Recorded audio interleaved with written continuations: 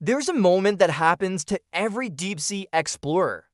The moment when your lights hit something on the seafloor that shouldn't exist. Something that rewrites everything you thought you knew. For Dr. Simon Mills and his team, that moment came at 3:47 p.m. on March 19, 2024, at a depth of 390 feet in the Aegean Sea. They had descended to map the HMHS Britannic, the largest ship lost during World War I. The mission was routine documentation, nothing more. Create a three-dimensional model of the wreck before time and corrosion erased her completely. They had surveyed the massive hull. They had photographed the damage where a German mine had torn through her starboard bow in 1916. They had documented everything exactly where it was supposed to be. Then their sonar pinged something 200 meters away, half buried in sediment, roughly 6 feet long. The distinctive spherical shape unmistakable to anyone who understands naval warfare. A mine intact. Get this, the Britannic wasn't supposed to sink at all. She was the Titanic's younger sister, built with every nightmare lesson from that disaster engineered out of her. Double hull, reinforced watertight bulkheads. An additional watertight deck running the entire length of the ship. More lifeboats than passengers and crew combined. 50% more lifeboat capacity than regulations required. Naval architects who examined her design called her the safest ship ever built. Not just safer than Titanic, the safest vessel ever to touch water. The White Star Line had learned. They had spent millions implementing changes that should have made the Britannic virtually unsinkable. Not marketing spin this time, actual engineering redundancy that could keep her afloat with 6 compartments flooded. 6. The Titanic went down with 5 compartments breached. The Britannic was designed to survive worse and keep floating, so explain this. On November 21, 1916, the Britannic sank in 55 minutes. 55 minutes. The Titanic took 2 hours and 40 minutes. How does a ship engineered to be twice as safe as her doomed sister go down in less than half the time? The official explanation has never made sense, not to the survivors who were there, not to the naval architects who studied the wreck, and definitely not to the researchers who just found evidence that changes everything. Here's what we've been told for 108 years. The Britannic struck a mine. The explosion breached the hull. The ship flooded and sank. 30 people died, mostly in a lifeboat accident. A tragedy of war, move on, but the survivors never moved on. Violet Jessup, a stewardess who survived both the Titanic and the Britannic, spent the rest of her life insisting something was wrong with the official story. She heard 2 explosions that morning, not 1. 2 distinct blasts separated by nearly 40 minutes. Others reported the same thing, 2 impacts, 2 shockwaves. But the inquiry found only 1 breach in the hull, so their testimony was dismissed as trauma or confusion. Violet Jessup was not confused. She was the most experienced disaster survivor in maritime history. If she said there were 2 explosions, there were 2 explosions.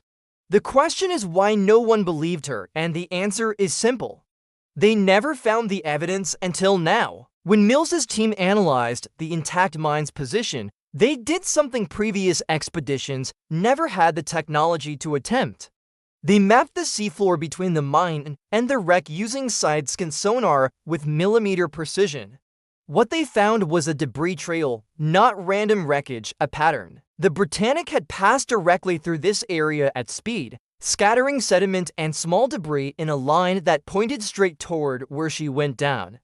Mines don't float alone. German U-boats in World War I laid them in fields. Overlapping patterns designed to ensure any ship passing through would strike at least 1.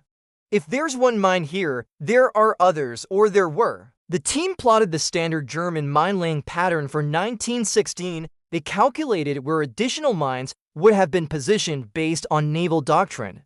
Then they surveyed those exact coordinates. And in 3 locations within 400 meters of the wreck, they found impact craters on the seafloor. Depressions where something heavy had rested for decades and then been displaced. The mines that once occupied those positions are gone now. Either they detonated or they broke free and drifted away. But the craters proved they were there. The Britannic didn't just hit one mine. She sailed through a field of at least 6, maybe 8. She struck one at 8:12 a.m. That mine detonated. That explosion tore through the starboard bow. That's the blast everyone agrees on, but the debris pattern and survivor testimony suggest something else happened later. Something the official inquiry either missed or chose not to investigate. Now here's where this story stops being about bad luck and starts being about betrayal. The Key Channel was not supposed to be mined in November 1916. British naval intelligence had swept this route just 3 weeks earlier. The area was certified clear. Hospital ships used this channel specifically because it was considered safe. The Britannic herself had made 5 previous voyages through these exact waters without incident. So how did a German minefield end up here? Researchers started digging through archives. German naval records, British Admiralty files, Greek coastal patrol logs, and what they discovered was a gap.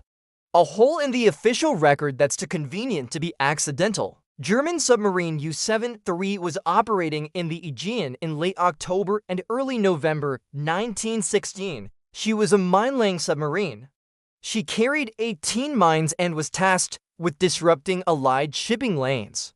Standard procedure required detailed logs of where mines were deployed so German vessels could avoid those areas. The logs for U-73's October-November 1916 patrol no longer exist. They're not classified. They're not misfiled. They're gone, destroyed, lost, or deliberately erased. The U-boat returned to port on November 15th, 6 days before the Britannic sank. Her commander filed a report confirming successful mine deployment. The report was logged, but the specific coordinates of where those mines were laid missing. Then researchers found something that made the entire story collapse. A British Admiralty memo dated November 18, 1916, 3 days before the Britannic sank.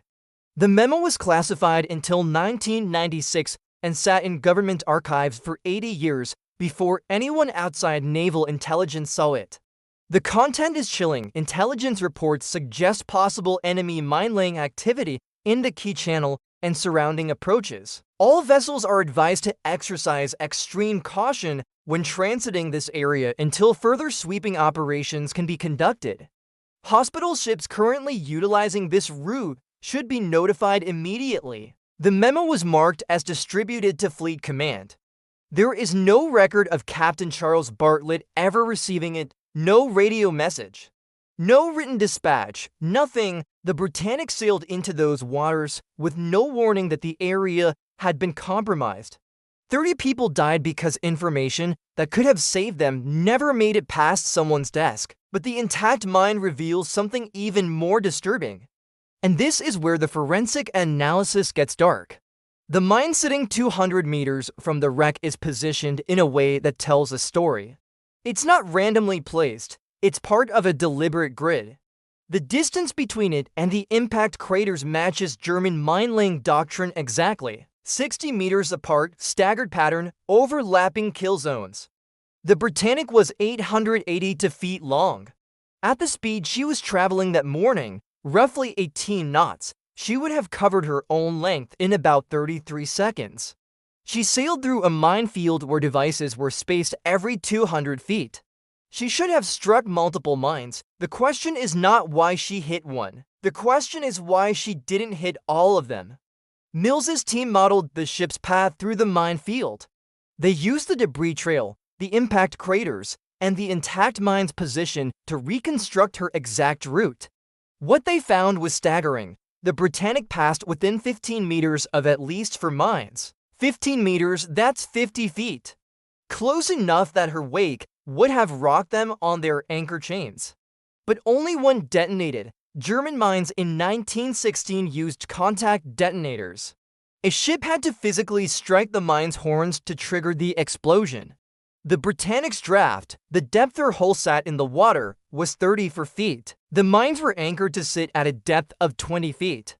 She should have hit every single one, yet only one exploded. Why? The answer lies in the ship's design. The Britannic wasn't just any vessel, she was a hospital ship. Under the rules of war, hospital ships were protected. They sailed with lights on, painted white with massive red crosses, broadcasting their position openly. They were not legitimate military targets, and German Naval Command knew it. U-73's orders would have specifically prohibited attacking hospital ships. But here's the thing about mines, they don't distinguish between targets. A mine doesn't care if you're a hospital ship or a battleship. It detonates on contact, period, unless it's been deliberately modified. German U-boats had the capability to set mines to specific depths or even disable certain detonators to create gaps in the field for their own vessels to pass through. If U-73's commander knew hospital ships used this route, he could have set the mines to detonate below their draft. Deep enough to sink warships, shallow enough to let hospital ships pass safely. But someone changed the settings, or the mines malfunctioned, or the tide shifted and brought them closer to the surface. Whatever happened, on the morning of November 21, 1916, one mine was in exactly the wrong position, and the Britannic's bow struck it at exactly the wrong angle. The explosion tore through 6 compartments. The ship should have survived. She was designed to survive. But Captain Bartlett made a decision that turned a survivable incident into a catastrophe. He ordered full speed ahead and tried to beach the ship on the coast of Key Island, visible just a few miles away. It was a desperate gamble, and it killed his ship faster than the mine ever could. If you're still here, you've seen how the safest ship ever built became a death trap in 55 minutes. Comment below if you're following this investigation. And if you haven't subscribed, do it now and turn on notifications, because what comes next is going to rewrite everything we thought we knew about this disaster. Your support helps us expose the truth that governments buried for over a century. Now let's talk about what really happened in those final minutes, and why 30 people died for nothing. When Bartlett ordered full speed, he made the flooding worse. The forward motion drove water deeper into the ship, forcing it through every opening. But here's what the official inquiry never addressed. The Britannic had been converted from a passenger liner to a hospital ship. That conversion required modifications. Walls were torn out to create open wards. Ventilation systems were upgraded for sanitation. And hundreds of portholes in the lower decks, portholes that would normally be sealed when a ship was underway, were left open for airflow. When Bartlett accelerated toward shore, the bow dipped lower into the water. Those open portholes went under. The Aegean Sea poured through them by the thousands of gallons. Entire decks flooded in minutes. The mathematics of buoyancy that said she could survive 6 compartments breached assumed those compartments would flood through a single breach and then be contained. But with open portholes acting as secondary flood points, the water spread faster than the pumps could compensate. By 8:50 a.m., the Britannic was doomed. The list to starboard had reached 30 degrees. Walking on the decks required holding railings. Bartlett finally gave the order to abandon ship. The crew began lowering lifeboats. This should have been textbook, calm seas, plenty of boats. Well-trained crew, but the boats were lowered prematurely while the propellers were still turning. The boats hit the water, the current dragged them backward. And the massive propeller blades, still spinning at full speed because no one had shut down the engines, chewed through the wooden lifeboats like they were kindling. Bodies were thrown into the sea. Survivors in the water screamed as they watched colleagues torn apart. 28 people died in those 2 boats. 2 more died from injuries sustained during the evacuation. At 9:07 a.m., the HMHS Britannic rolled onto her starboard side and disappeared beneath the surface. She struck the seafloor bow first, her stern pointing up toward the light, and came to rest at a 45-degree angle. And there she sat, silent, forgotten, while the world moved on and told itself that the story was over. But here's what the 2024 scans revealed that changes everything.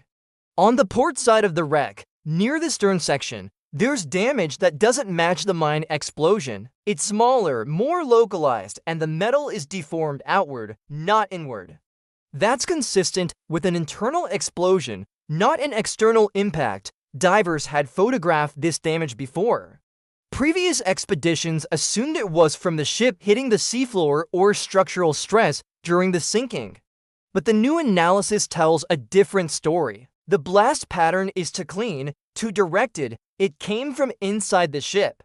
And the location matches exactly where the Britannic's munitions locker would have been. Even though she was a hospital ship, the Britannic carried defensive weapons. Depth charges for submarine defense, small arms ammunition for the crew. Nothing heavy, but enough explosives to cause catastrophic damage if they detonated. And depth charges in 1916 were pressure sensitive. They were designed to explode at specific depths when hunting U-boats, but they could also be triggered by water pressure building inside a flooding compartment. Here's what happened. The mine exploded at 8:12 a.m. The ship began flooding. Bartlett accelerated toward shore, making the flooding worse. By 8:50 a.m., seawater had reached the munitions locker in the stern. The depth charges were stored in a compartment that was never designed to flood. When water infiltrated and pressure built up around the detonators, they went off. The secondary explosion ripped through the stern, breaching additional compartments and destroying any remaining buoyancy. It's why the ship rolled so suddenly in her final minutes. It's why she went down faster than the mathematics predicted. And it's why Violet Jessup and others reported 2 explosions, because there were 2 explosions. The official inquiry just never found the evidence because they were looking in the wrong place. The intact mine to 100 meters from the wreck proves all of this. It proves the Britannic sailed through a minefield. It proves British intelligence knew or should have known those waters were compromised. It proves the warning that could have saved 30 lives never reached the captain. And it proves that for 108 years, we've been blaming a German mine for a disaster that was actually caused by a catastrophic breakdown in naval communication. No one was ever held accountable. The inquiry blamed the mine. The mine was an act of war. Acts of war don't require accountability. The families of the 30 dead were told their loved ones died honorably in service. The White Star Line was absolved of responsibility because the ship had been requisitioned by the Admiralty. And the Admiralty classified the documents that showed they knew the key channel was compromised. The truth sat on the seafloor for 108 years, waiting. The intact mine was always there. The debris pattern was always there. The secondary explosion damage was always there. We just didn't have the technology to see it until now. This is not a story about a mine sinking a ship. This is a story about a system that failed, intelligence that was gathered but not shared, warnings that were issued but not transmitted, decisions made in offices far from the sea that killed people who trusted those decisions would keep them safe. The Britannic was the safest ship ever built. She survived the mine strike. She could have survived the flooding. What she couldn't survive was the cascade of failures that turned a manageable emergency into a catastrophe. Bad communication, bad decisions, bad luck. The mine pulled the trigger, but the real killers were sitting in offices in London, filing memos that no one read and warnings that no one sent. The wreck remains a protected war grave. The 30 dead rest with the ship, but their story is no longer silent. The intact mine has given them a voice. And what that voice is saying, after more than a century of silence, is simple and devastating. We didn't have to die. The technology has finally caught up with the truth. The Britannic kept her secrets for 108 years. Now, with every scan, every analysis, every piece of evidence emerging from the debris field, those secrets are being dragged into the light. And the story they tell is not about the fortunes of war or unavoidable tragedy. It's about a communication failure that no one was ever punished for. It's about 30 people who died because someone didn't do their job. History doesn't always bury the truth. Sometimes it just takes a century and the right technology to dig it up. If this investigation left you with questions, share your thoughts in the comments below. Subscribe for more stories where modern technology uncovers what the past tried to sink, and stay tuned. The next revelation is already waiting on the seafloor, and it's going to be even more shocking than this.